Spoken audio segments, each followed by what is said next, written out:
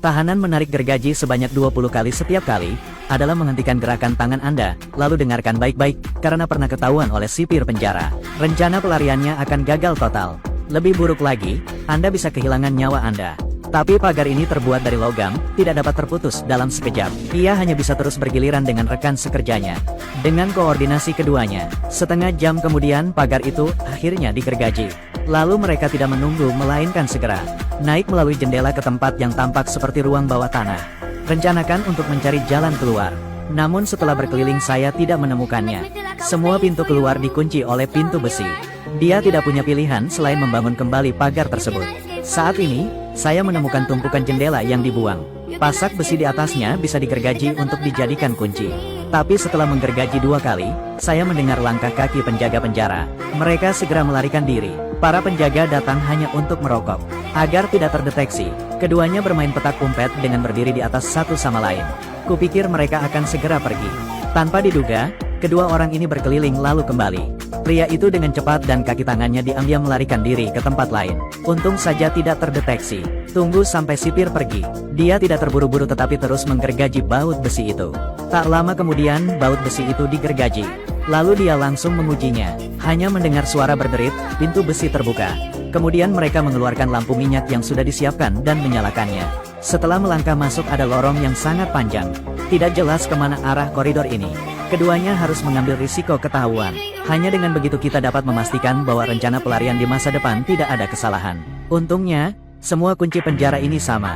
Berkat itu, penjaga tidak perlu berkeliling membawa puluhan kunci. Dengan bantuan baut besi, mereka dengan cepat mencapai ruang bawah tanah lain. Saat keduanya bersiap untuk terus bergerak maju, lalu aku bertemu dengan 2 penjaga dari sebelumnya. Mereka segera bersembunyi kembali ke dalam. Beruntung lawan hanya menemukan 1 laba-laba. Waktu menganggur tanpa melihat apapun untuk sementara waktu. Segera mereka naik ke atas. Melihat keadaan aman, keduanya terus membuka pintu sel berikutnya, dan melangkah ke lorong dalam di depan. Akhirnya, berkat upaya terus-menerus, berhasil menemukan pintu menuju saluran pembuangan bawah tanah. Tapi kunci di sini adalah kunci pegas. Kunci normal tidak dapat membukanya. Jadi pria itu langsung menggergaji kaitnya. Kemudian gunakan korek api untuk memasukkan kembali batang baja yang sudah digergaji. Dengan begitu para penjaga tidak akan mengetahuinya. Mereka masih bisa dengan mudah membuka dan menutupnya. Di dalamnya ada saluran pembuangan bawah tanah. Sayangnya tempat ini tertutup lapisan beton tebal. Beton jenis ini sangat kokoh. Alat biasa tidak bisa pecah. Tapi tembok di sebelahnya terbuat dari bahan yang buruk. Cukup gunakan sedikit tenaga untuk mengikisnya. Pria itu mengatakan hanya butuh beberapa hari untuk menyelesaikan penggalian. Besok kita akan mencari alat untuk memulai aksi resmi. Saat ini sudah pagi. Melihat penjaga penjara datang untuk memeriksa kamar. Namun keduanya belum kembali. Cepatlah, mereka datang. Untungnya, pada akhirnya, mereka masih berhasil pulang. Setelah selesai menyamarkan pemandangan, dia dan rekan satu timnya dengan cepat berbaring kembali di tempat tidur. Berpura-puralah seolah-olah Anda belum bangun. Penjaga penjara tidak mendeteksi sesuatu yang aneh. Melalui ini, dia menemukan masalah penting. Artinya, mereka tidak mempunyai jam untuk menunjukkan waktu. Kalau saja sekarang kalian berdua terlambat beberapa menit, itu sudah terungkap. Agar tidak ketahuan oleh penjaga penjara, mereka harus memikirkan cara untuk menemukan jam tangan. Untuk kenyamanan tindakan. Jadi rekan satu timnya berpura-pura pergi ke dokter, mencuri 2 toples kaca. Kemudian, ketika penjaga penjara tidak memperhatikan, dia mengambil 2 genggam pasir dan memasukkannya ke dalam sakunya. Padahal aku tahu, setiap aku keluar masuk sel, aku akan diperiksa. Charlie memutuskan untuk tetap melakukannya, karena dia punya cara untuk menghadapinya. Apa gunanya membawa pasir, membersihkan piring, tidak ada yang lain. Ingin mencuci barang sampai bersih, tapi tidak punya apa-apa lagi. Karena pasir tidak seperti batangan atau sendok besi, dapat digunakan untuk menggali terowongan keluar. Jadi penjaga penjara tidak curiga dan membiarkannya kembali. Setelah mendapatkan bahan jam pasir sederhana, segera selesai.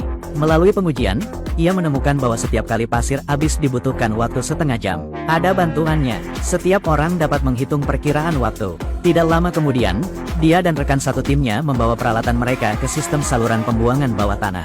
Mereka menggunakan papan untuk membangun fondasi sementara di sini. Kemudian letakkan kembali jam pasir tersebut pada tempatnya semula. Selanjutnya gambar lingkaran lain di dinding. Kemudian Anda bisa mulai memahat dinding. Semen di sini tentu kualitasnya sangat buruk. Keduanya dengan cepat mengukir sebagian besar dinding, mengungkap batu bata di dalamnya. Batu bata ini adalah kendala terbesar mereka. Pria itu memanfaatkan waktu istirahatnya untuk mengubah paku besi menjadi kunci. Kemudian dia melihat jam dan ternyata sudah jam 2. Saatnya kembali berganti shift. Dia menggunakan tali itu untuk menarik kaki temannya. Hubungi orang itu. Ini juga saat penjaga memeriksa ruangan. Mereka menggunakan boneka untuk menipu lawan mereka. Pria itu kemudian membawa rekan satu timnya ke lokasi yang ditentukan. Jelaskan semuanya lalu kembali beristirahat. Kedua rekan satu tim juga memulai hari kerja. Namun keesokan harinya mereka mendapat masalah. Keran di kamar tiba-tiba pecah. Air terus mengalir terus-menerus. Jika secara tidak sengaja malam itu ketika mereka sedang menggali terowongan itu akan meledak. Kebisingan tersebut pasti akan menarik perhatian para penjaga. Saat itu semuanya akan berakhir. Untuk mencegah kecelakaan, Charlie menelepon sipir penjara. Laporkan bahwa keran di kamar rusak. Segera mereka menemukan tukang ledeng penjara. Saat itulah tiba waktunya untuk melepaskan para tahanan ke tempat latihan. Semua ditarik keluar untuk berlatih. Hanya 2 tahanan yang tersisa untuk memperbaiki keran. Ketika mereka kembali, keran telah diperbaiki. Namun saat Charlie hendak mengambil sebatang rokok dari lemari, ternyata obatku sudah habis. Paket baru milik saya juga dicuri. Semua orang segera memeriksa barang bawaannya. Menemukan bahwa semua barang berharga telah diambil. Seorang teman di sebelahnya marah sehingga dia memanggil sipir. Melaporkan ini, pihak lain segera mengerti maksudnya. Dengan sangat cepat, kedua tahanan itu dipanggil kembali. Datang. Selamat tinggal. Hei sobat, beri aku rokok. Apa yang akan kalian lakukan?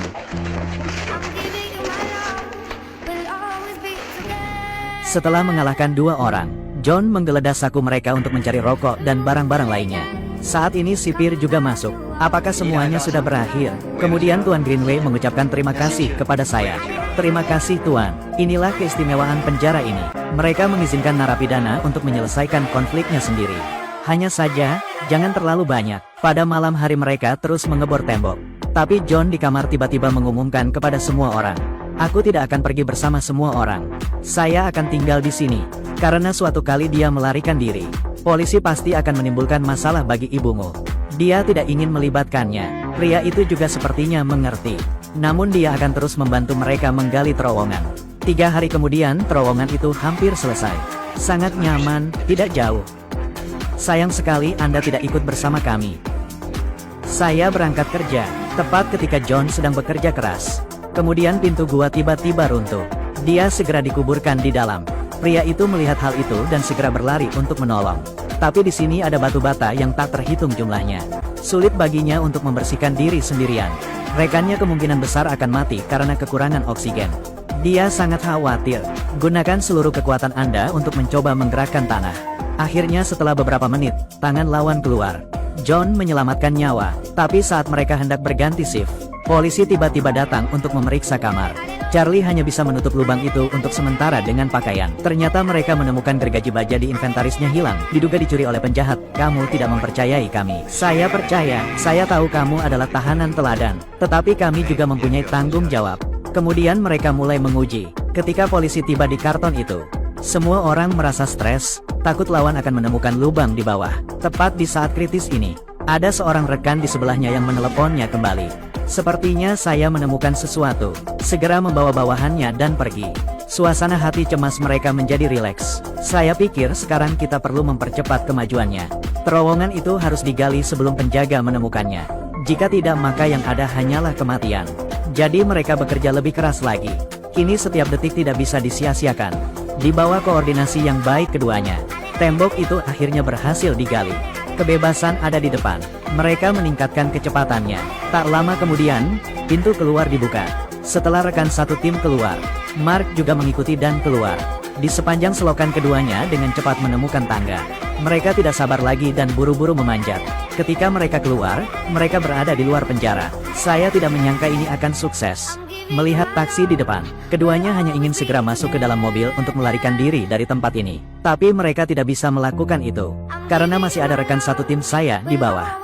Harus pergi bersama. Ketika mereka kembali, mereka segera mengumumkan kabar baik ini kepada semua orang. Kami akan keluar malam ini. Ketika semua orang mengambil undian untuk memutuskan urutan berangkat malam ini, John akhirnya tidak tahan lagi dan mengutarakan pikirannya. Meski rekan satu tim sulit dimengerti, jelas kebebasan sudah di depan mata. Mengapa tinggal? Namun mereka tetap memilih untuk menghormati keputusannya. Namun pada saat kritis ini para penjaga tiba-tiba datang berlari. Katakanlah supervisor ingin bertemu Mark. Ini bukan kabar baik. Semua orang khawatir akan terjadi sesuatu yang buruk. Direktur penjara mencarinya karena ada perubahan dalam kasusnya. Istrinya tiba-tiba mencabut gugatannya. Ternyata alasan Mark ditahan. Pasalnya, istrinya mencurigai dia berselingkuh dengan adiknya. 3 orang tinggal di rumah yang sama. Kesalahpahaman tidak bisa dihindari. Namun pada akhirnya keduanya tetap bertengkar. Istrinya dengan marah menodongkan pistol ke arahnya.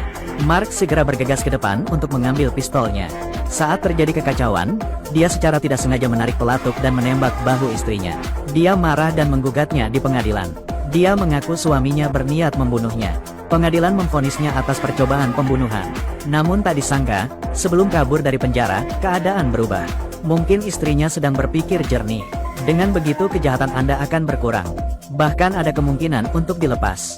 Saat dia mengumumkan kabar baik ini kepada rekan satu timnya, rekan satu tim tidak tampak senang. Tapi dia tampak khawatir. Apa yang kamu lakukan di kantor direktur penjara selama 2 jam?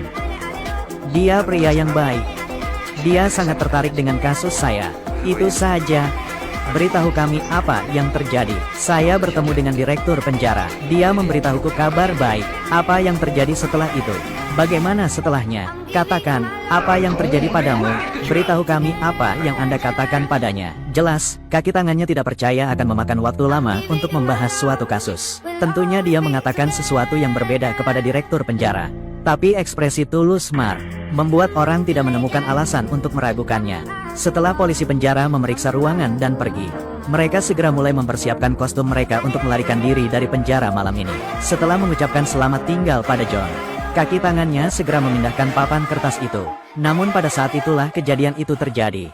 Sambil dia mengamati situasinya, lalu tiba-tiba serangkaian polisi penjara muncul di depan pintu.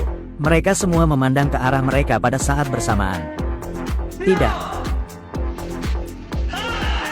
Semua orang segera memahami masalahnya. Mark menjualnya habis. Kaki tangannya mencoba menyerbu masuk dan mencekiknya sampai mati. Namun dia dihentikan oleh polisi penjara. Tidak peduli seberapa kerasnya Anda menolak, itu tidak ada gunanya. Pada akhirnya, rencana pelarian mereka gagal. Padahal istri Mark mencabut gugatannya. Mark masih menyakiti orang lain. Akan dijatuhi hukuman minimal 5 tahun penjara. Jika ingin keluar lebih awal, Anda hanya bisa mengandalkan direktur penjara. Jadi dia memilih untuk menjual kaki tangannya. Sebagai imbalan atas kepercayaan orang lain. Lihatlah pria telanjang di depannya. Mark tidak tahu harus berkata apa. Tanda yang malang. Dia dikurung di sel baru. Ceritanya berakhir di sini. Sebenarnya sebelum Mark tiba, keempat John selalu bersama. Mereka sudah lama punya rencana untuk melarikan diri dari penjara. Namun tiba-tiba seorang tahanan baru masuk, menyebabkan semua orang menunda rencana mereka. Tapi terus seperti ini tidaklah baik. Semakin lama Anda menunda, semakin berbahaya jadinya. Namun keempatnya berpikir lagi. Cepat atau lambat dia akan mengetahuinya. Jadi mereka memutuskan untuk menceritakan rencana mereka. Namun di luar dugaan, pada akhirnya ia menerima pengkhianatan yang kejam. Memang benar hati manusia tidak dapat diprediksi. Tidak bisa menghindarinya.